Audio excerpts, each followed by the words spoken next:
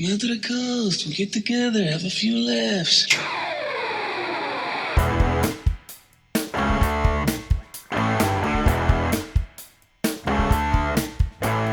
Yippee Ki-Yay Motherfuckers, and welcome to the 11th edition of Dropping A Bruce, the monthly podcast where we watch every single one of Bruce Willis's 40 direct-to-video release from his acting career to see if he took the role for a paycheck and dropped a deuce, or if in fact he took the role and gave it his all and dropped a Bruce. I am the notorious Scott K. And from the UK, this is Mr. Smith. And together we will be your hapless, slapdick stewards on this 40-month journey through the lesser-known movies of Mr. Bruce Willis's filmography. This month's stop finds us one episode away from the end of our first season as we review 2017's American action thriller, First Kill. Hoorah, Master Chief, First Kill. We got us a first kill coming up. We have been on a high as of late. We had three very different but yet very enjoyable watches. It started with Precious Cargo, which slapped us out of a lull, a death spiral, some might say, as it felt like this podcast was on a nosedive straight to Shitsville for the next 30 plus episodes. However, neither of us are saying that Precious Cargo will be on anyone's top anything list of any year. However, it was a very enjoyable watch if you've been taking our journey. We were then surprised by Mr. No Baloney Christopher Maloney in Marauders. And then, of course, last month, we were given a Christmas treat when we had Once Upon a Time in motherfucking Venice. A first time on the show this year, or this season, and in this journey that Mr. Willis actually was the star of one of these films. However, he is not the star of this film, but I feel like coming into this film, film was going to have a tough time keeping up with the level of expectations that we have had the last 3 months. However, before we can give anything away at the end, I do not feel it drops to the level of movies prior to that 3-month journey by any stretch of imagination. It's a weird film. I would say it's competent. Yes. I don't hate it, but I didn't love it, but I didn't not love it more than I did not hate it. Does that make sense? It's a perfect, it's a perfect Sunday afternoon movie. Yes. When you just kind of, you've had lunch and you're just lazing around. Yeah. It's that kind of movie. It's like... It's one of those ones, if you're on this journey, you go, you know what? I'm going to check this one out. And you go, I didn't mind checking that one out. No. You're not going to go away going, holy shit. But you're also going to go away, what the fuck was that? It's just kind of and I feel bad for it. I'm not sure if it's because of had we seen First Kill prior to Precious Cargo, we may be more excited about First Kill because of the journey we've been on. But since we've seen the other three movies that got us out of that doldrum, I just feel like it was just, it was like, hey, I didn't feel like I'd wasted any time last night when I watched it. And I felt like, hey, all right. And there are some bright spots. There are some things I was like, oh, we should talk more about this person because I don't think they get enough credit. But, when we get to our end, I had to go like, what's my favorite of this? I'm thinking, Jesus, I really don't I had some tough... I did. I had to start going. Yeah, I had some tough decisions to make when I was taking my notes. Yeah, at the end, I was like, I don't know what I'm going to do for this one. Sometimes, just a bit behind the scenes there, oftentimes, I kind of write a sort of shorthanded synopsis of what happens throughout the film. But with this one, it was so, kind of middle of the road. I just felt I am not going to need to remember that, sorry, no. I'll be able to remember all this stuff. It's a very simple... a lot of the other movies, they're overly convoluted and quite overly complicated. So I'm like, I think I'm going to need to write this down because Scott's going to mention one scene and I'm going to be like, is that in this movie? Whereas with this one, it was quite sort of, it just was paint by numbers. But that's not always. Is that android woman suddenly now bad? That's because she put on some eyeliner? What's going on here? Oh, exactly, my goodness. Thomas Jane's got a painted fingernail. Why? Exactly. Why? Hey, no, I'm not going to diss Mr. Did they just pull a 360 slow-mo boat slide and one shot got fired?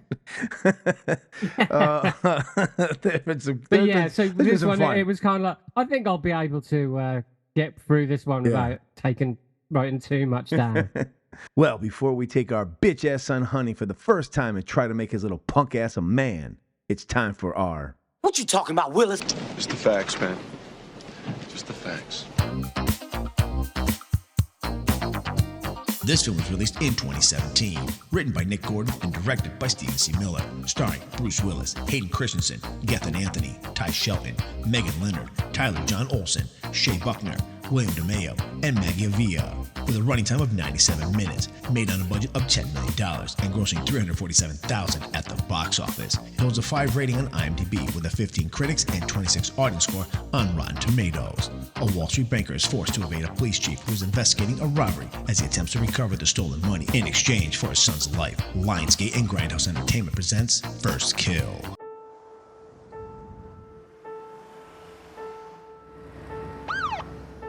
Hey, Billy. What brings you home? Gonna show Danny where I'm from. Have yourself a nice visit, but keep your eyes open. We had a little trouble at the bank. Exercise caution. Hey, kiddo. Early bird catches the buck. Come on, Dad. We've been here all morning. We haven't seen a thing. Dad, look.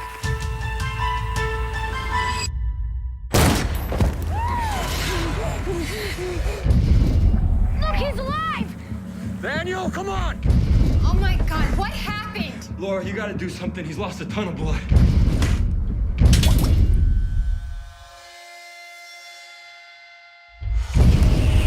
Let go of my son right now. I can't do that. I need that money.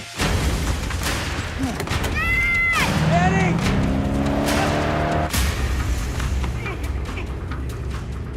You don't tell me what's going on here. My son is in that car. I'll find your son.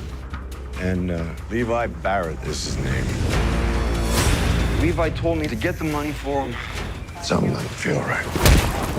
I can get Danny back, but it means not a word to the cops. Think he's working with Levi? I think he's lying. Drop that bag. You have something Levi wants? He insisted I not tell the cops. What was I supposed to do? Tell the cops! That money is the only way to get Danny back. You ready to get your son? Let's go.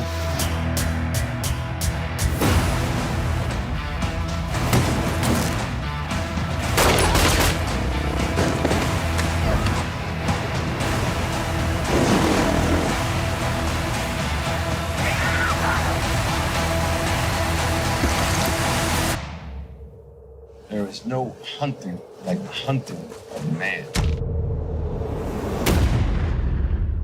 Bruce Willis plays local Granville Police Chief Marvin Howell, who is desperate to recover the $2 million recently stolen from the local bank, but we're unsure of his true motives for this. I will give this film credit in a second. We're going to jump into it, but it definitely kept us on our toes, not knowing which way Bruce was going. I'll be honest with that. It took for a while to really go, you may, because you watch it twice, you may have caught on quicker. The second time around, go, oh, okay, that's where I see these things are happening. But it took a while to know. I wasn't sure for a little bit if Bruce was good, bad, what was going on with Mr. Willie Will. Well, early on in the film, when he pulls over Hayden Christensen, is that his name? Yeah. Yeah. I think they kind of allude, but very subtly allude to that he may not be playing by the shady. book. Maybe shady. Yeah. Maybe. Yeah. Maybe shady though. Not necessarily, because he's very. He's all business. This guy. Yes, it's ambiguous his motives. But we should also, before we jump in, talk about, as we said last year, back in 2023 on our last episode. This is in 2017. This, once again, is a film that went direct to DVD and did not have, Mr. Willis did not have a theatrical release in 2017. We are at the point in his career where Mr. Willis has only 5 more theatrical releases left, 2 of which are just cameos. We're going to head into, starting next month, 2018. His last film will come out in 2019. So I think you know where we're about to hit. We're about to hit the slope of 26 in a row soon. Early in season 2, we will start the 26 in a row slide, where I will not have to let you know what theatrical movies came out, because none have come out in any year after 2019. No, but First Kill. Yes. Just a little tidbit. It was released theatrically in some foreign territories. Yes. Made $350,000 at the box office. The budget was $10 million.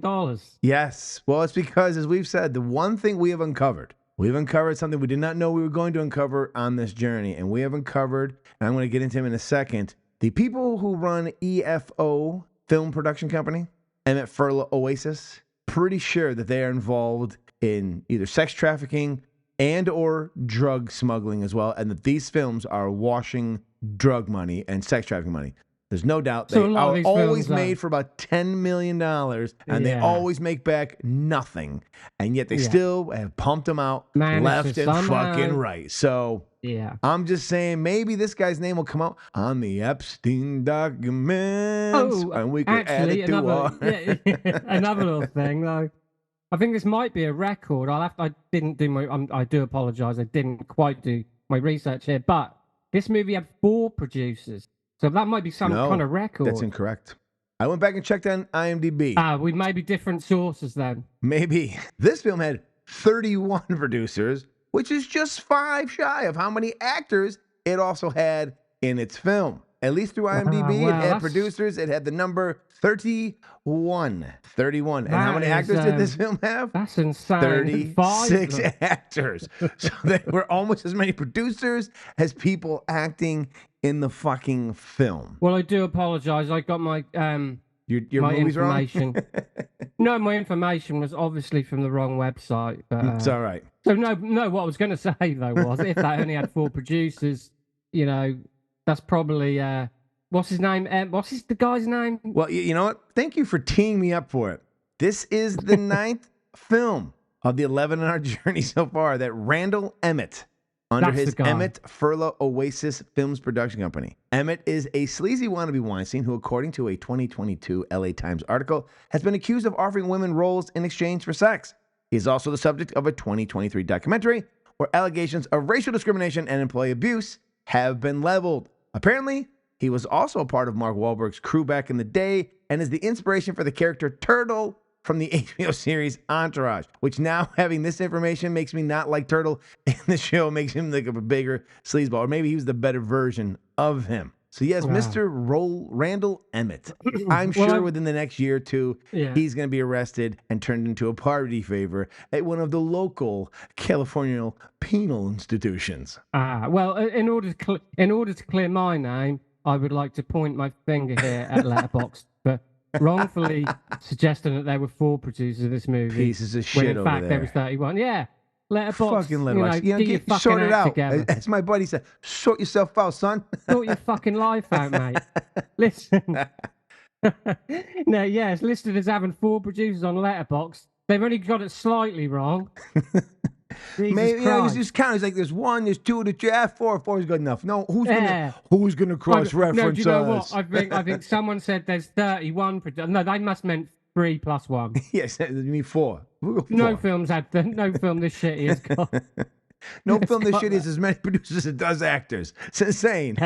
Exactly. So in order to clear my name, fuck you, Letterboxd. I love you though. I do love Letterboxd though. Now this was the 3rd film Mr. Willis has done with Stephen C. Miller. This man's got a mixed bag. He did Extraction, which is currently the lowest ranked film we've done so far. Yeah. And he also did Marauders, which was a surprisingly big hit for us. It's in our top 5. Yeah, that's our heavy hitter, one of them. Yeah, I mean, that's what Mr. fucking Maloney, no baloney. I'll hit you with my Stromboli over here. So we got him your from. Mother's an animal, your mother's an animal, and I hit her her every Wednesday. So he did Extraction and Marauders, and then this. So this would be like falling between them. You know, like he bookends them with like a really shit film, and then a really good film, and then this film just kind of falls in the middle. Now, maybe one of the reasons it's not as stand out in a good or bad way for us is because it was filmed in exactly 14 days. 14 days. That I can believe. I mean, imagine the day after Christmas, you start a film, and then on this Tuesday when our episode comes out, even though this will come out 2 weeks after, when our Cheeky Bastards comes out, you're done with your film. As you say, economical filming. Clearly, this is the textbook definition of economic filmmaking. I will say, I'll give him credit for doing it in 14 days. Yeah, I mean, we've seen some other films. Some films take 6 months, and you go, this is a pile of dog shit. It took you 6 months to make this big train wreck. And they cost 6 times as much. Very, very true. Now, as we're about to jump into our amazing, amazing stuff, Let me get you the plot. Let me see if I can sort you out, son. When the son of a wealthy Wall Street banker is bullied for the 4th time in a year at school, his dad figures the best way to make his son a man is to take him deer hunting back in his rural hometown, where unbeknownst to them, there was just a bank robbery. As expected, the day they go hunting, they witness a double cross and get themselves ensnared in the fallout mess from the robbery. Who's in on the heist? Who can be trusted? And who the fuck color graded this film will leave you guessing until the climactic end. Folks, I give you the discussion on First Kill, the first film of 2024. Dun, dun, dun. And my first note was, opens with another cool title sequence. Does this mean we're in for a shitty movie? That was my question mark. It's like, uh-oh. I was like, I kind of like the titles. This means that they spent all this budget on drugs and whores and a couple of titles. Now, basically, the whole premise of this film is because some kid didn't just jam one of his action figures up a bully's ass. We got to go on some kind of spree. We go back to our hometown. We're going to deer hunt. A lot of times in these movies, I'm starting to learn, they just don't even care about grounding any part of their films in any slight of reality. I don't know how things are in the UK, but in America, there are hunting seasons. There are seasons you go hunting. You also have to have a hunting license. You don't just go and say, hey, my son, he's a pussy. He gets beat up at school. I'm going to go shoot a deer in somebody's land. That doesn't work that way, right? You have to have a hunting license. We have hunting season. There's deer season. There's all these seasons. I don't know what time of year this is. I think it's spring. It could be summer. We don't really know. I do know that, as I'll get on this film, light rises very, very quickly in this town of Granville. When they wake up to hunt on that first day, it's not even sunlight. By the time they start to walk out of the field, it is fucking mid-afternoon. It is so bright in the sky. He's like, the early bird gets worm. You have missed the fucking worm, sir. The worm is now a butterfly. This is how late you are in the day. And then they pretend it's fucking the morning. It is so bright. I didn't even try. Like, it happens again later on when he's driving around with Bruce. And all of a sudden it's like, it's nighttime. And the next thing you know, it's supposed to be morning, but you can tell it is bright afternoon sun. They don't even care. They don't even fucking try.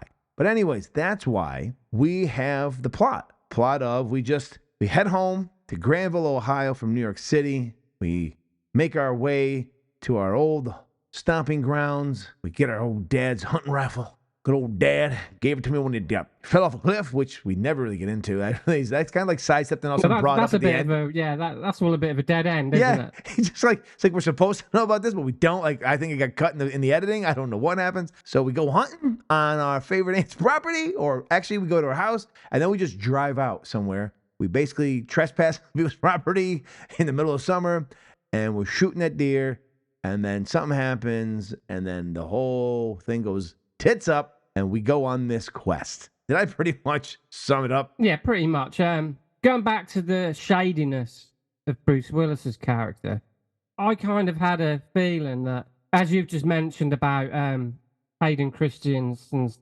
dad, yes, almost like, oh, is Bruce Willis going to have something to do with the death of his dad? Do you know what I mean? The only reason we even know his dad's died is because he says something to his son later about, like, this is my dad's rifle. He gave it to me, and one day, son, I'll give it to you. And then he talks about how this guy was the police chief back when his dad was still here before his accident. And like we allude to things, but we never. Normally, there's a moment where we sit down and our character has soft music playing, sad music, probably drinking a beer, smoking a cigarette on the porch, something dramatic. The sun is setting or it's rising. One of these two things is happening. And he tells his wife or his son the story. Possibly a flashback of when good old Pa fell off Walton Mountain, or whatever the fuck how he falls.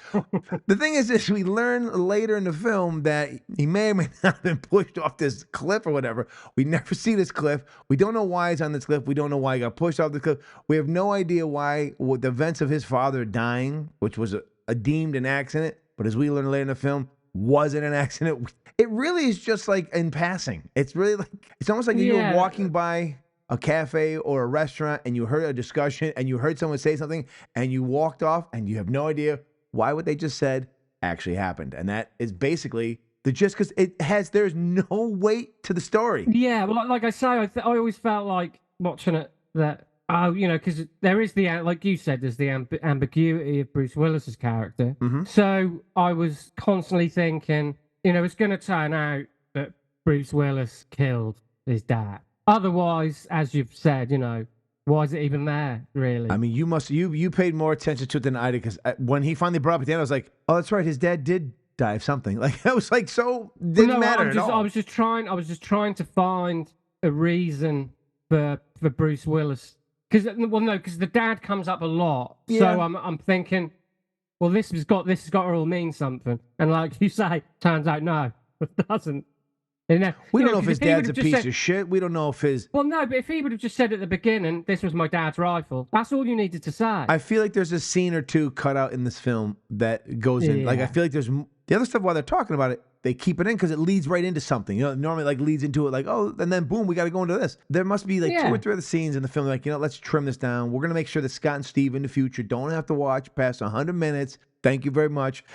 And they'll be very happy to knock this film out in under and just a little over an hour and a half. And we won't have to talk about it because there is no point at the film where it's so meaningless that I forgot it even meant anything. And then when he brings it up and when we find out the truth, there's no stakes involved. Like, well, I guess basically giving it away. But Bruce, for some reason, his character pushed his father off a fucking cliff, apparently, 20 years ago. And we have no idea why. We don't know what that meant to Hayden's character. We don't know why he pushed him. We don't know anything about his father outside that he gave him a hunting rifle. And he fell down a fucking cliff. So it goes from him being the town fuckwad who somehow found his way off a cliff and fell. And everyone's like, look at this fucking idiot. To like, oh, he was murdered. But we don't know why he was murdered. Does anyone know? How about this? I don't even know if he did push him off. Tell me why Bruce Willis's character he did push him off the cliff. Pushed his father off the cliff. What the reason was. I think you might have made that up. You can host this show for an episode because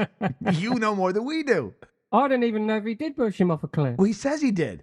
At one point. Did he? Yeah. Well, I watched this movie twice, man. The final standout. He said, that's why I pushed your dad. Well, why? There had to be a reason. His dad had to do something. Like, they either had a falling out. He really wanted his rifle, I guess. Apparently. Yeah, no, now you say it. Now you... like, now you just kind of like... You're walk me through it. I don't know why this happened. There's no point. Yeah. I don't think Bruce Willis himself, if he were still able to carry on a conversation. If we were to sit Bruce down and go, Mr. Willis, do you know why your character in First Kill pushed Hayden Christensen's father off a cliff? Was any backstory given to you? He'd probably be like, I got no fucking idea. I know as much about this. You know what? This is the new what's in Marcellus Wallace's case. If anyone can tell us why they think Bruce Willis pushed this guy's father off the cliff, we got a new one. Do you know what, though? I think all that stuff kind of takes a backseat to me because there are things I do like about this movie. Yes, but I want to finish shitting on one more thing because I said at the top. I'm sorry. No, you're not allowed. I noticed it early. You're not allowed. I noticed this very early. I don't know who the fuck color graded this film. If you read my review of it, my biggest review of this is, you know what? I'm gonna bring it up because I'm starting to review a few things this because cocksucker is quoting himself, people. Yes, because you know what? Egotistical. I wrote this so late last night when I watched it. I don't actually remember what the fuck I said. I'll be honest with you. I don't want to misquote myself. If you want me to write reviews, you fucking pay me. I said this film was color graded by a fucking toddler with a 120 count box of Crayola crayons. This thing goes through more color schemes, more different colors. The colors change in this fucking film. You can see all kinds of things that shouldn't be happening in this film. This was an awful job. And I know I'm probably nitpicking something because I worked in the industry for a little bit here, but it was one of the first things I noticed. This is my second. I said, who the fuck color graded this film? And this isn't the opening titles when they're driving. Now you could tell. It is awful. Absolutely awful. Just watch how this thing changes hues and brightness. It's fucking terrible. Awful. That really hurts when that pulls you out of the film when I'm fucking constantly going, who the fuck color graded this? Sorry. Anyways, I will now return with the pullover scene. I say, strong start for Mr. Willis. I was like, Bruce is still in a 2017 was a strong year. It might not have put out a technical theatrical release, but once upon a time in this, he definitely still was in the game. He was still firing. Well, I think he is certainly a co-star in this. 100%. Yeah, he's not the lead. No. He's not a lead, but it's not a cameo. Not a cameo either, true. It nestles right in the middle there. Is a very decent co-starring credit. maybe that's why he didn't have everything else come out in 2017. He did the one lead role, so he had this role, and he was able to stay on set more. So I mean, normally he's on set what, a day, 2 days. Well, that accounts for $2 million of those dollars. But yeah, he's a co-star in this. But when he pulls Hayden Christensen over at the early in the film, I felt immediately like this guy's shady. At the same time, maybe I'm giving it too much credit, but at that point, I was like, or is this like a red herring in itself? That's what I was thinking too. We're supposed to think he's shady, but it's going to turn out. They played it very close to the vest. Because he does go through a lot of police procedural still anyways. You know what I mean? So they do a good job of trying to hide it till we get our final twist. Well, not but we finally get a kind of a reveal. The reveal at the end. Because we're not sure. Because there's that moment when he and the other guy who we know is dirty and they're standing in the woods and they point gun at each other. And he goes, "You got the money?" He goes, "I might." You know what I mean? So you're kind of like, oh, maybe. Yeah, and then there's the gunshot and then we don't know until... We then that's the reveal type of thing because we're supposed to be led to believe maybe one of the two of them shot each other, So they definitely are trying. The filmmakers are trying to keep us on the back foot with what Bruce's motive really is. If he's a bad guy, his role is in this. And speaking of the budget at $10 million, because we do get a small cameo from Dave Bautista in this movie, don't we? Yes, that's the fucking action figure. Should have jammed at that fucking bully's asshole, and this movie's over with in 5 seconds. We got a very quick short film. The first kill. Shit. Yeah, they did. His movie's a stop motion movie. Exactly. Right? This first kill is takes a whole new by little action figures. But they do a good job of kind of like because I was thinking, is he shady, or are we supposed to think he's shady all the way through, and then at the end he comes through as the hero sheriff, blah de blah. I definitely felt that was definitely what they were. Yeah.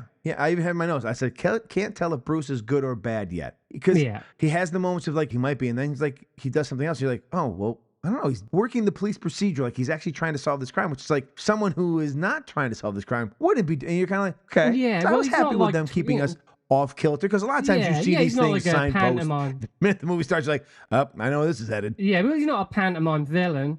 He's pretty much. He's pretty much by the book. Sheriff, strictly business. So it seems throughout most of the movie, and he does it. Yeah. He's Mr. Reliable in that sense, isn't he? In this movie, he is Mr. Reliable. He does his Bruce Willis's. Well, Bruce is his most Bruce Willis. Trademarked by the Cheeky Bastard podcast. I actually really like Hayden Christensen. I think he is a really underrated actor. He got a lot of crap because he played a very tough role of being Anakin Skywalker in the Star Wars prequels, and I think he's good in those.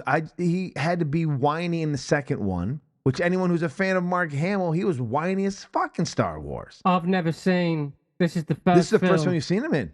It's the first film I've seen him in because I haven't watched. Well, he's spectacular in Revenge of the Sith when he makes the dark turn to become Darth Vader, and I thought he was really good in this film. I thought he showed really good acting chops. He was very believable. I liked him very, very much in this film. I'm not sure about you, but I thought for a little bit. At first, I didn't think he was going to make it past the first 10 minutes, but Gethin Anthony is basically the other main actor we go with because we break up and do like a 3-part story at one point where everyone's moving on. So Willis is trying to solve the crime. Hayden's out trying to recover the money to get his son back, and Gethin's got his son, and he's the guy who was sent to do this robbery, but maybe a patsy of the cops. And that's kind of the flesh of the story. So we have like a three-person story we're going with. And Gethin, the first moment I was like, all right, but he actually is also pretty good. So this is a pretty decently acted film for the most part, except for this kid, and we'll get to him in a second. This fucking kid. I did like the relationship with Hayden Christensen and his son. it has its moments where it's quite sort of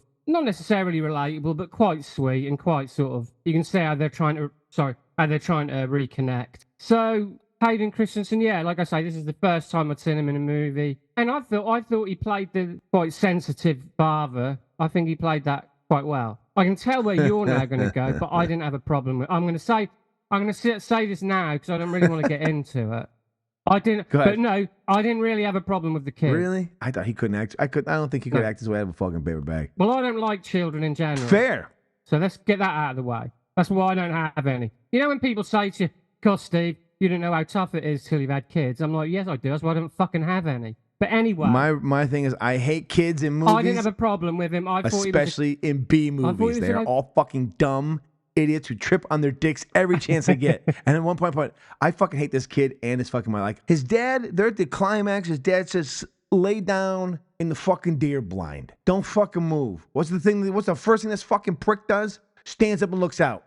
Fucking asshole. And then his Arnold Schwarzenegger moment. When a cop comes up to get him, where this piece of wood came from, we've never seen it, but apparently there's a piece of wood lying about up in the deer blind. This kid's not going to use a weapon. He goes, "That's enough." And it's the guy in the face and knocks him out of the tree. Well, in his defense, I'll say he's in a fucking hut made of wood. But so the deer line is built, and it's up there. No, but I get it. No, listen, Go let ahead. me finish. That's not out of the realms of possibility that there might be a fucking piece of wood in there. However, I'm not saying that deer blind is built professionally, not, so they built it. I'm saying is normally, as movies do, they show you that there's something up there that you can use when he first gets up there. Oh, so you need it signposted to it. So you needed it signposted. Look, if all of a sudden Bruce Willis pulled out a samurai sword at the end of that fucking film, you're like, where does samurai sword come from? When was he lugging this about? Take a deep breath. Nah. Take a deep this breath. Kid fucking sucked. All right. That moment fucking sucked. You're not bigger than this. And everybody else is going to go, out. where the fuck does this piece of wood come from? Steve apparently I could probably point fine. out, I could probably point out 50 movies where you had no problem with that You exact point thing out happening, one of them. You point out one of them. I'll wait. Go to Letterboxd and get your information. I'm on Go to letterboxd.com and get your information. The 100 best timber shots in a movie.com.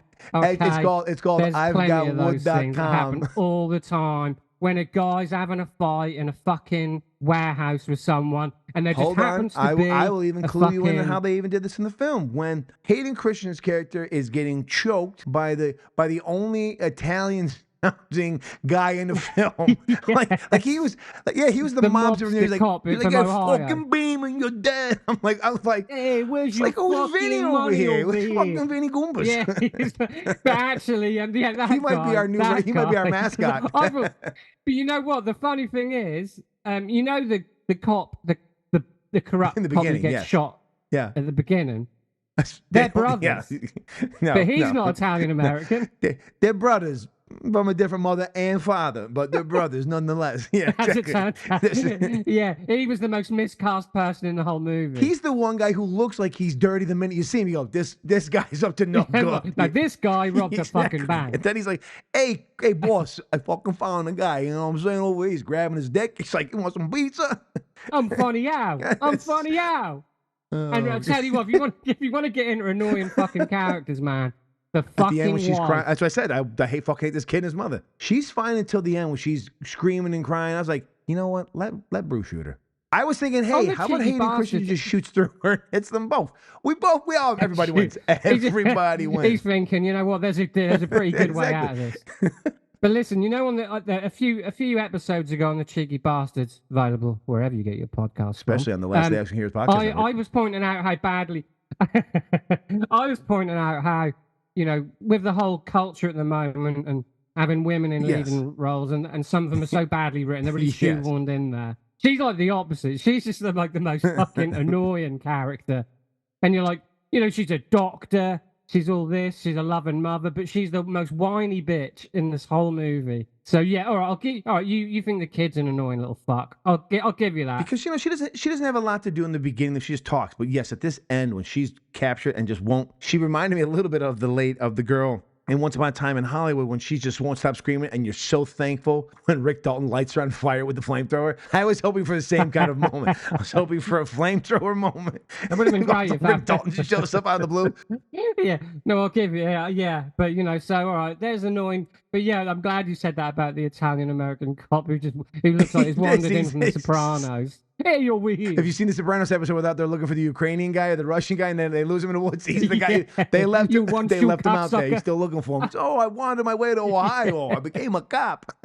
Oh, you know, hey, Paulie, I think that fucking guy Beeman, I think he's up to something. Must follow him. He was like, where'd they cast this guy? Yeah, that was pretty strange, I must admit. I mean, because we had our boy, we had a mainstay. We had Mr. Tyler John Olsen, TJO. That's where I was he then could have going, been yeah. there. He was in it for like 3 seconds. Yeah, he's probably He one would of have the been best much better. Yeah. actors It's in the like, whole. nah, we gotta let Vinny Stugagano over here. We gotta let him go. I think his name was William DeMayo. Billy DeMayo over here. Hey, what we Billy doing, D Billy? over here. Your Oh, mother's a over here, I'm banging whore. fucking Steven C. Miller's ma. You know what I'm saying? I'm getting in the picture. I'm in the picture. Sorry. He's actually a screenwriter as well. That guy. Yeah, Is he? yeah. He's been all over the place. This guy. Yeah, he's going to write his first ever marinara western. It's an Italian American western. Hey, Wild Bill, your mother's a marinara whore. westerns over here. All right, anyway, sorry, we're really such Billy Anyway, D we'll come back sidetracked on. us over here. Let's get back However, on Billy track. D's the one who takes a significant amount of wood to the face and falls off a ladder. I've heard you take some wood to the face now. Billy D.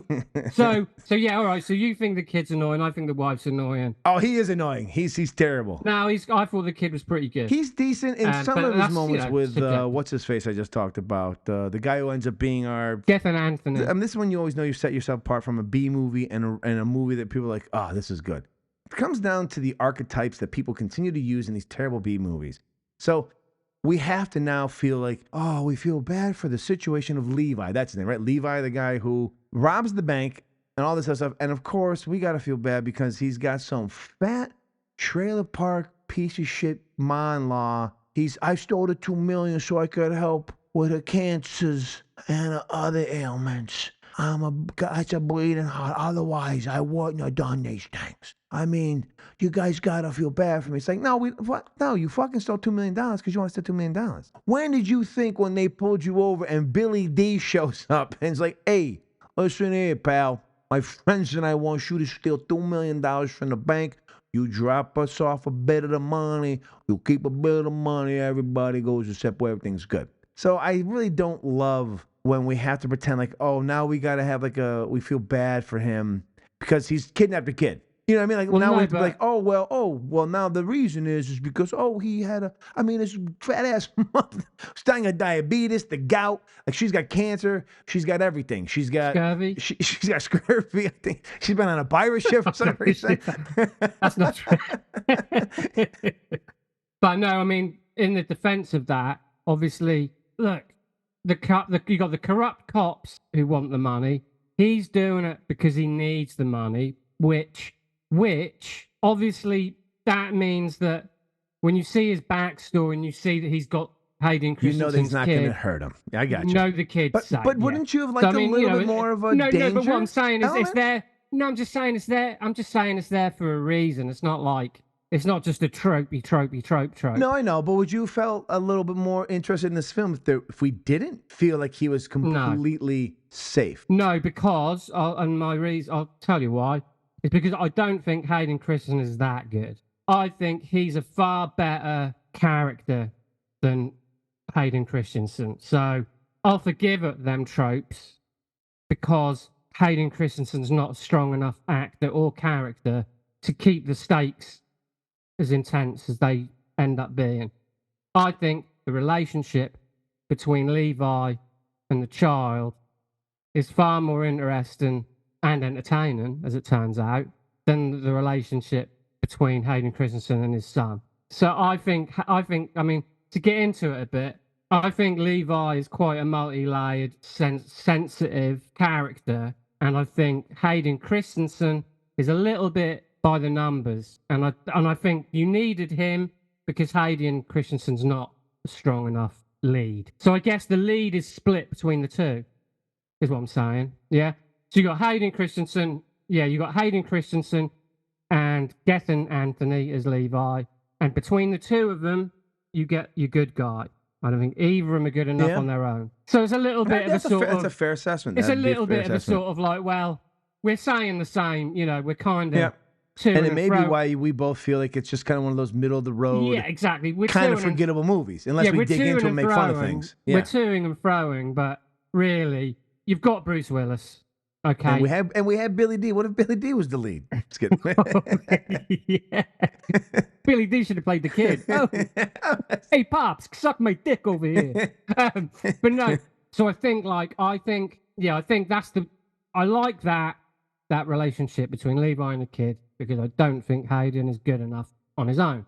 Not just, I don't mean he's not a very good actor. I mean, I'm sure he's a very good actor, but the character he's been given. The character he's been given is a little bit wishy-washy, a little bit middle of the road. We get more backstory from Levi than we do, like we just talked about. We have no idea why Hayden's father in the film is that we have no clue. And it seems to be something that's pivotal because he left that town after the age of 10.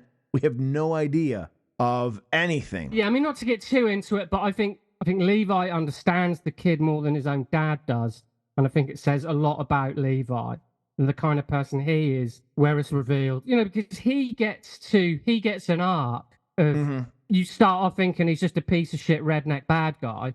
And it turns out he's an extremely sensitive, kind, loving father.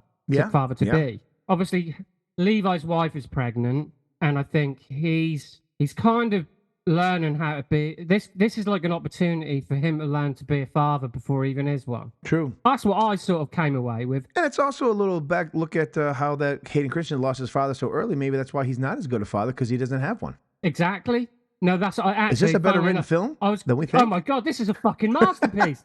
No, but what I was actually but you're right. But what I was gonna say was the stuff with Hayden and his son. Hayden is doing what he thinks that's where a father needs to do. He thinks this is the stuff a father needs to do to bond with his son. Whereas Levi's extremely sensitive and says some things I think that are really quite sweet and that just he has, like I say, Hayden just does what I think he just does the dad thing that has been done in a million movies.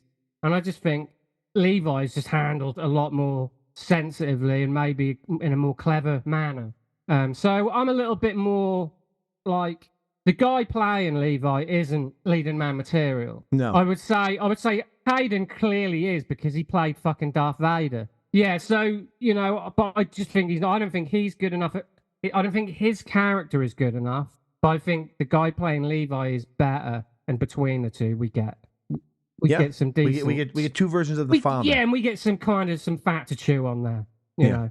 And then of course it all kind of goes to shit, double crosses and then the ending does. The ending's where it gets strong and weak at the same time. So we finally get the real action piece where we get the shootout, which is fun because we get Bruce Willis doing a shootout and the whole thing.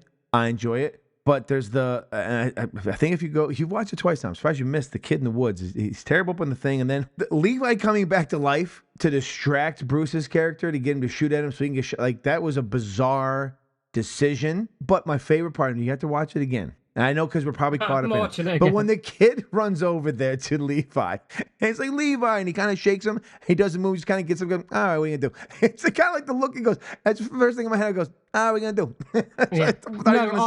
do? Levi, the thing with Levi is he did rob the bank. He did. Yeah. So he kind of has to pay. Oh, no, this is an American movie. They have to pay. Well, that's why we talked about Heat earlier in the year. On Cheeky Bastards. They always have to pay. Yeah, no, I kind of get that, but so he's kind of got that tragic, he's a tragic character. Well, at this point, other things have also happened, which you kind of alluded to, saying something about somebody, and some things happened tragically in his life anyway, so it may be best for him anyways. Yeah, so I mean, there's no way he doesn't go to prison. He's kidnapped a kid. And he's robbed a bank. Even if he did it with the best of intentions, the justice just doesn't really see it that way. That's what I'm saying. So that's kind of like, there was no surprise to me that he was going to die. And I kind of felt like, well, he had to, really. That was the only way. And he knew it, though. He knew, he was doomed. So he went out, he kind of went out heroically to save this kid and blah-de-blah. So, I mean, it's not, look, I've been as deep as I'm willing to be. I've probably been deeper than this movie deserves in what I've said, regarding Levi and the kid. I'll just say it kind of ends how you kind of know it's going to. Yeah, kind of. Yeah, there's no frills there. No, there's no real stakes at the end of the day. It's fun, but we all like we said, it's competent. It does. Yeah, it does everything. It just about gets away. It's well filmed. The pacing is actually pretty good. We don't get mired down and bogged down in too much bullshit. We do move along. I mean, the ending is exactly what you expect from an action ending. The bad guy's got a monologue and tell us why he's doing the things he does before we shoot him. Eventually, we shoot him, Again, the movie First Kill, you think it's all about the kid getting his first kill. At the end of the day, I realize it's actually Hayden Christensen who got his first kill. Yep. And the kid's like, I'm telling you, the kid at the end is fucking terrible, folks. I disagree with Steve 100%. The kid at the end is fucking awful. He sucks in the treehouse. He's got the gun. I can do it, Dad. I wanted him to shoot that kid right then and there. Shoot the kid. The kid shoots Bruce. Everyone wins. Mom might get shot. It's one of those. You might have a lot of mental problems, I think. It was terrible. I'm sorry. Kid was fucked up. Anywho.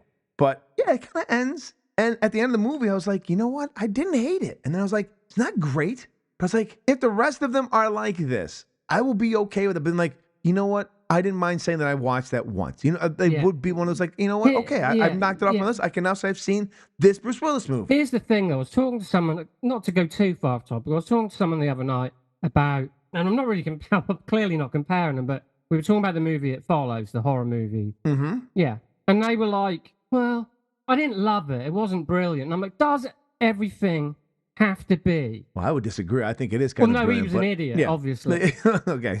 But what I'm saying is, look, it's not a masterpiece. They're called masterpieces for a reason. Yeah, not everything's a masterpiece. Some things are just okay. Yes. You know, even if you think it's just an okay horror movie, that's good enough. And this is just an okay straight to video. It's one of those ones you would be like, you know what? That was not a waste of my 90 minutes. It wasn't bad. There were some moments I enjoyed. It's just, clearly, we both realized there's a deeper story than we talked about. Yeah, I'm just getting this thing There's a lot Billy of the time. D. Hey. Over here. No, yeah, I'm just getting this feeling a lot of the time nowadays where it's like, well, it's no masterpiece. And I'm like, believe me, many films that I love are not masterpieces. Most films are not masterpieces. No, and they're not supposed to be. That's how we know what a masterpiece fucking is. I mean, this is far below par. I'm not. How about this? Look at your kids' fucking finger paintings and then go to a museum and go, my kid's a fucking idiot. It's not as great as you fucking think they are, all right? Yeah. They're not there yet.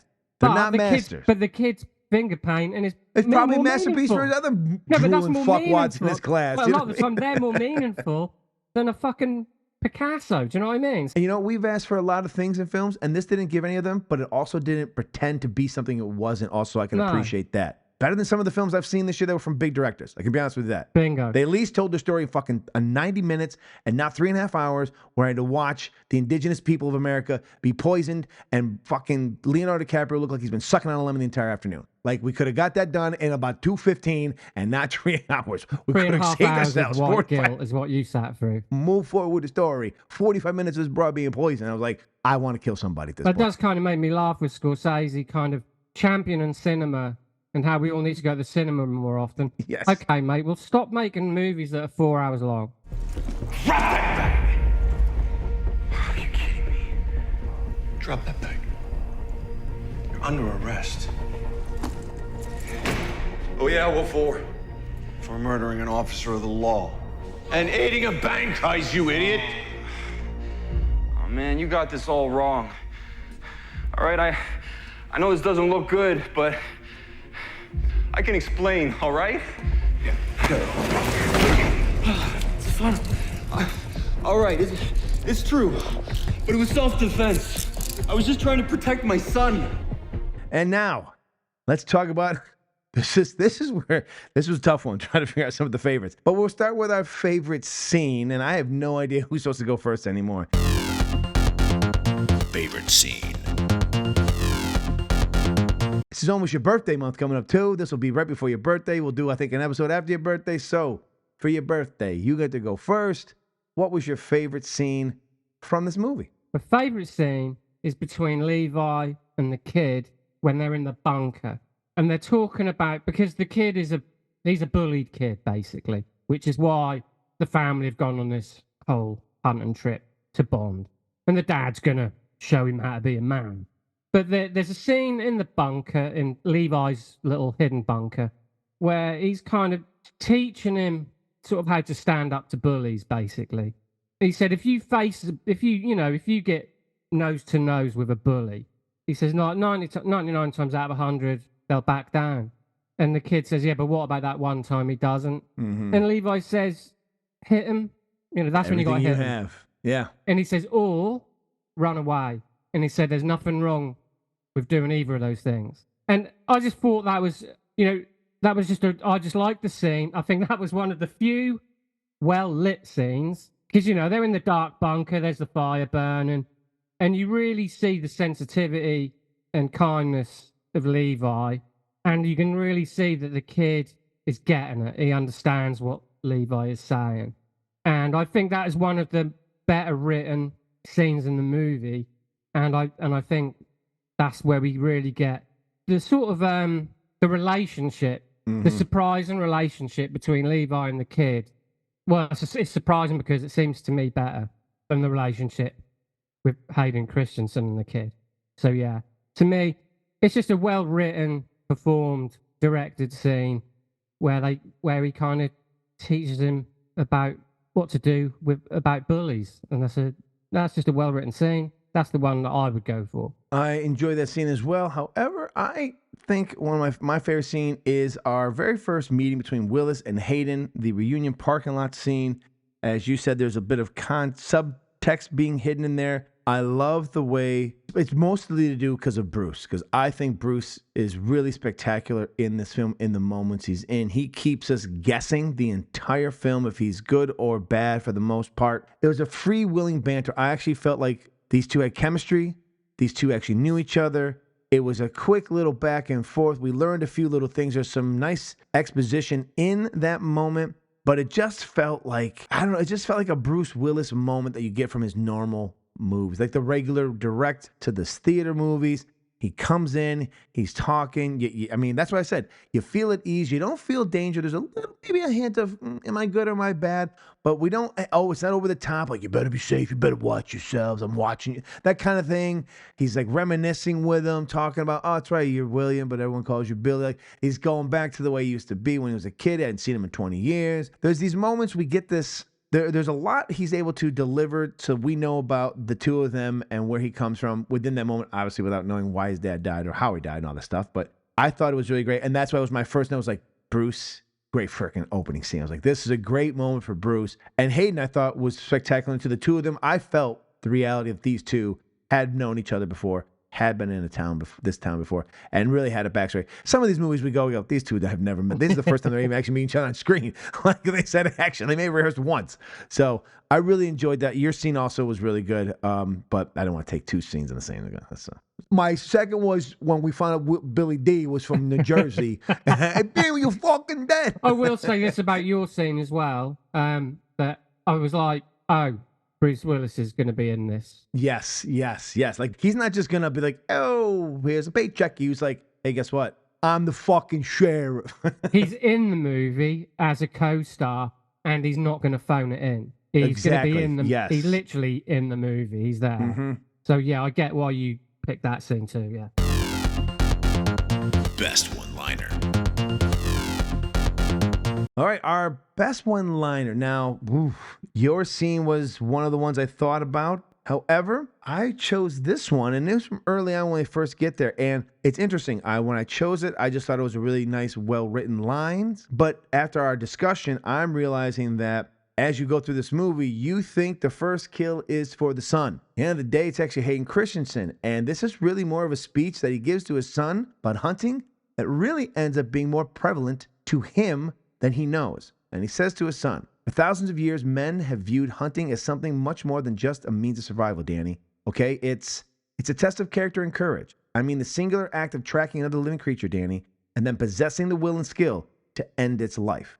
And you think he's just trying to get his son pumped up to go deer hunting and shooting a deer. Son never fires the gun. Spoiler alert. He's the one who has to make the decision to kill the person in the beginning of the film to save their life. He's the one who makes that decision. The exact same thing he's kind of telling his son. Do you have the will and the skill to end someone's life? And you don't realize it until you go through the film. So this film is a little bit deeper. No, this film's a little bit deeper. Like it's not. It's there. There's surface level to being something more. It's just, stronger hands and a little bit more. Yeah. It's one of those films where just missed out by these small details that are important. Yeah. If anything, this is also teaching us, besides that there's sex trafficking going on, is that in better hands, you understand the difference between these guys who haven't made it and the ones who have made it. The ones who have made it make it for a reason. They are skilled. And these other gentlemen and ladies who are not at their level, they have talent. They're just not at that level of mastery. That's where masterpieces come from. Absolutely. And I now thank you for you coming to my TED Talk. And now Pretentious cunt. No, I totally agree with everything you said. Because I'm a pretentious Welcome cunt. to the Pretentious Cunt Podcast. Where Yeah, let's get rid this of week. No, we're not the cheeky bastards We're anymore. the pretentious cunts now. Probably more true. What's your favorite one-liner? And why is it Joey D saying, you fucking deadbeat man? I haven't got a one-liner. Oh. I've just got an exchange. Okay. Quite frankly, I couldn't find a one-liner. This movie is devoid of humor. It is. It is. Yeah, I thought about that too. Like, it's not even a funny bit. There's no quips, no nothing. Not even like a strong, like, you shoot him in the face. You know, like something like you go, oh shit, he just told his son to do that. If anything happens to my son, I'll hunt you all down and I'll fucking bite your faces or anything. And then fuck your dead corpses. Anything. But there was nothing like that. So this is a scene, again, with Levi and the kid. And basically, this is later in the movie when Levi knows Hayden Christensen is coming with the money, the loot. He says to the kid, he says, as soon as your dad gets here, this will all be over. It'll just be some cool story to tell your friends back at school. And the kid says, I don't really have any friends. And Levi says, then it'll just be some cool story you can tell to help you make some. That's it. I just thought that was sweet. And Very I just sweet. thought, you know, well acted. And it just kind of, just sort of worked for me. But it was difficult to find. It's just difficult to find there was no one-liners. Nothing really stood out to me as a kind of, like you say, a quip or a badass threat or a funny joke, a little throwaway line, something that was just like, oh, whoa, that guy said that? Yeah, but yeah. So I did find it difficult, actually. Yeah. That was one of the main reasons I watched it twice, to see if I could find a one-liner. And at what point in the film did you realize, oh shit, I'm supposed to be looking for these lines? You forgot. Yeah, exactly. Shit, I'm an hour. Jesus Christ, the credits are rolling. Fucking Billy D did it to me again. Best performance. Well, I think I know where you're going to go for this one, but what is your best performance from First Kill? Best performance, to me, no question, is Gethin Anthony as Levi. I was a bit like, who is this guy? Because he's relatable. It just seemed effortless to me. He was quite vulnerable, but he wasn't a hothead. Didn't overact. Weren't like chewing the scenery. He was just quite subtle performance. And I'd never heard of him before. Never seen him since. I looked at his filmography. He's not really done anything that I would have seen him in. He has done other stuff, but yeah, he was just a bit sort of like, who is this guy? I like this guy. You know, and I think he was really believable as Levi. So yeah, he's my favorite performance. Now, I will admit that I came into this one with a little bit of baggage because I have felt that my favorite performer, which will be Hayden Christensen, has gotten a shit rap because of the zealot Star Wars fan base, who I am a part of, but also thinks is a bunch of fucking assholes who need to get their shit together. Stop being a bunch of whiny fucking pieces of shit and get out of their mother's basements, all right? Hayden Christensen was spectacular as Anakin Skywalker and then Darth Vader, so get the fuck over it and move on. So coming into this, I was hoping Hayden was going to show his acting chops that I felt he showed then. I just think people gave him a hard time because they wanted the character to be something different than it was. And I thought he was really strong in his role. He played a pretty decent, I mean, again, like you said, he's a Wall Street banker. So he walks a very fine line of not overstepping it and becoming Bruce Willis, John McClane. He doesn't turn into Rambo Dad, which I appreciate. He does walk the line of, I'm just trying to do what I have to do to get my fucking son back. You know what I mean? And I like that. He did some things he had to, but he didn't become a vigilante. He wasn't suddenly solving the case. He knew what happened. He kind of figured it out, and he's like, he didn't give a fuck. So I don't give a shit. Take your money, shove it up your fucking ass. You can go rape that guy and his wife when I'm done. I just want my son back. Basically, you know, and I like that he stuck there because a lot of times you start to become like a Boy Scout. It's like, oh, I'm going to save everybody in the town. They're going to know my name. And I like that he didn't cross those lines. He was a bit of a, I wouldn't say a cold dad, but a guy who didn't really know how to connect with the son too well. You know, like he doesn't know how because obviously his dad, for mysterious reasons, was pushed off of a cliff. We'll never know. This is something we'll never know. Favorite character.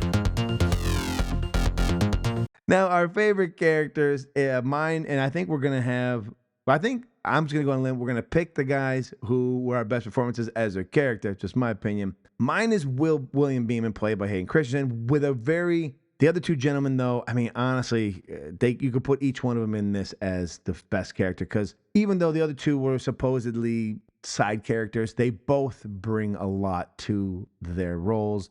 Bruce Willis did a great job as the sheriff, keeping us unassured when we first are in this film for quite a while, not knowing, is Bruce in on this or is he not? Like, you really couldn't tell for a while. Like, they did a great job of dropping in little breadcrumbs but keeping us off kilter. Like you said, Levi's character was really good. He did a great job as we go through the film. But mine was William Beeman, because I really enjoyed what Hayden Christensen brought to it. I enjoyed the fact, as I said about his performance, he did not turn into John McClane. He did not turn into John Rambo. He stayed William Beeman. For me, Mr. William Beeman. Mr. Smith, who's yours? And why is it again Willem D? No, that's Levi. Yeah, it's got to be. I think it's just the kind of character that I always warm to, really. I wouldn't say too much, 'cause I kind of said it already, that he's kind of like the father figure.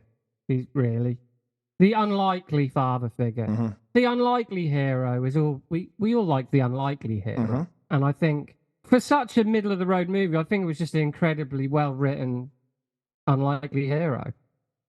So I've said it all already, so I won't go around in circles on it. But yeah, definitely for me, it was just the unlikely hero father figure of Levi. That leads us to our moment of truth. The moment of truth. Mr. Smith, did Mr. Bruce Willis drop a deuce or a Bruce in our 11th film of our journey? Bruce dropped a Bruce. He's in this movie. Obviously he's not the lead, but he gives as much in this movie as he's probably given in any movie where he's not the lead. Regardless of it being a straight-to-video movie or not. He's invested. And I think he just delivers a really good performance. So, yeah, for me, this is Bruce dropping a Bruce. He most definitely dropped a Bruce. I echo your sentiment, and Mr. Willis definitely dropped another Bruce, which is impressive. He's back on a good track at the moment. And like you said, he is really fucking good in this film. Again, we're not paying as much attention to him because, like I said, there are 3 stories going on. 2 of them are the 2 father figures, one learning that his choices in life, if he had gone a different way, could have been better, and he's trying to maybe impart that on this kid he's kidnapped. The other is a man who's realizing he's got to step up to the plate for his family and do more, and he's doing everything he can. And meanwhile, Bruce is under the surface. We don't know which side of the law he's on. He does a great job of keeping us unknowing to about the end. He doesn't give away too much. There's many moments in the film I thought, okay, he's bad. And I go, well, no, I think he's good. Like, he was able to keep being a chameleon throughout the film. When he's on screen, he delivers. There was one moment I kind of left out. There is a moment I do believe he reads off screen again. It's what it is. We know this is going to happen for him, but if it's a one-time moment, but he delivers. He delivers his lines. He's relatable. He's good in the shootout. He's Bruce Willis. He's Bruce Willis again.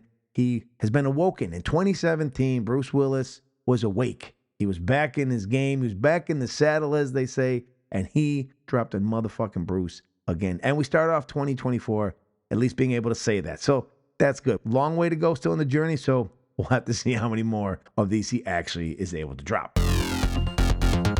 He most definitely dropped a Bruce.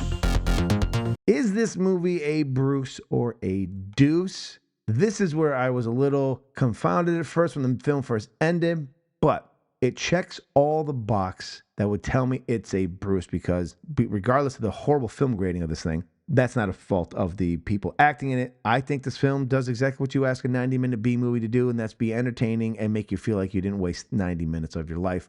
And as we've talked about it, clearly it was a lot deeper story than we first on the surface level gave it credit for. And so in that fact, I will give this a Bruce, a well-deserved Bruce. I'd say it's probably middle, not in our top 5, but it's probably number 6. Like, it's in the middle of the road of our first 12 that we're going to do in this first season. And deservedly so. It's above a bunch of the other piles of crap, but it's a nice middle of the road, and that when this is all said and done, this will be one of those movies you look back and go, if you're going to watch some of these, we can tell you which of the 40 to watch, we go, that's probably one you're going to enjoy. It's not too bad. I think you'll like these actors. So well done, Mr. Willis. Another double for me. Another twofer you doubled up with double Bruces.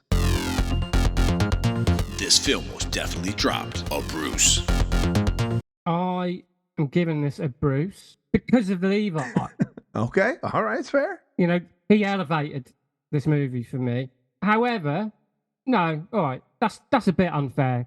But he was the surprise of the movie, and he did elevate proceedings. But this is a Sunday afternoon movie. This is just your belly's full of food, and you're just lazing around on the sofa. You flick through some channels. This comes on. You see Hayden Christensen's name. You see Bruce Willis, and you just think, how bad could this be? Yeah, it's fair. Now, there's a lot of movies where you realize how bad it can be. Yeah, you could be, Jason Patrick, Bruce Willis, how bad can this be? Yeah, it can be very bad. But this is just one of those kind of, middle of the road movies, elevated by three. Really, I'll be kind. I'll say elevated by three main characters who bring their A game and make it an extremely pleasurable, passable 90 minutes of your time. There's no Thomas Jane, unfortunately. No, and Levi there's no did Maloney. Not paint. But Levi didn't have a painted fingernail, so No. that's why it's a it's a C+ only. But no, in all seriousness, it's a Bruce. It's a passable and pleasurable 90 minutes, elevated by three main characters. And you know what? What more do you want? What more do you want? This film was definitely dropped a Bruce. So there you go, folks. We've got a double Bruce again. 4 films in a row. Can we end season number 1 with another double Bruce? Is that a possibility? I mean, for Valentine's Day, if acts of violence doesn't say bring loved ones next to each other, have a box of chocolates and wine, and get ready for one of the greatest romantic stories of all time, I don't know what else does. But that's what we got next. We've got Acts of Love to end season 1, our first season down. And a big thank you, because we have been on this network the entire run so far, and the majority of our listeners come from this. And I know for Steve as well, thank you so much to Ryan Rebelkin and all the folks who put together the last of the Action Heroes Podcast Network, and all of you who listen to us on it. We are extremely, extremely grateful, and want you to know that our appreciation of you has not gone silently. We love that you listen to us, and that you're also going to listen to us on the Cheeky Bastards Men of Action, which will be out again in 2 weeks as well. We got some treats. We got some treats for Valentine's. We got some Valentine's Day treats. Yes, 2 weeks from now, we have a brotherly love battle as the Scott brothers, Mr. Ridley and Tony, go head-to-head in a Scott Brothers Smackdown to see which of the 2 films we've chosen, which you'll have to wait and check it out, are the better of the films. We still like both of them. So it's kind of like a little, I mean, it's not like we're like, oh, one's a pile of dog shit, So, but we are reappraising them, because some of these films we have not seen in a while, and some have surprised us so far. Like, oh, all right, maybe that wasn't as good as we remembered it when we were kids. But we hope you will continue to follow us on both of them, and we will see you again in February.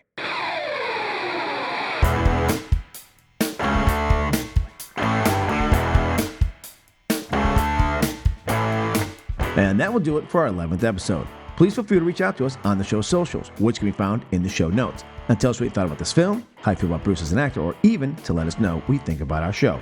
We'd also greatly appreciate it if you give the show a like, leave us a review, and follow the show on the last of the Action Heroes Podcast Network, where you can find other amazing podcasts dedicated to such iconic action stars as Stallone, Lundgren, Van Damme, Schwarzenegger, and Seagal. The link to the network can also be found in our show's notes. So won't you please join us again next month, as Steve and I will be reviewing Bruce's role in 2018's action thriller, Acts of Violence, to see if he dropped a deuce or if he dropped a Bruce. Until then. Yippee Ki-Yay, motherfucker.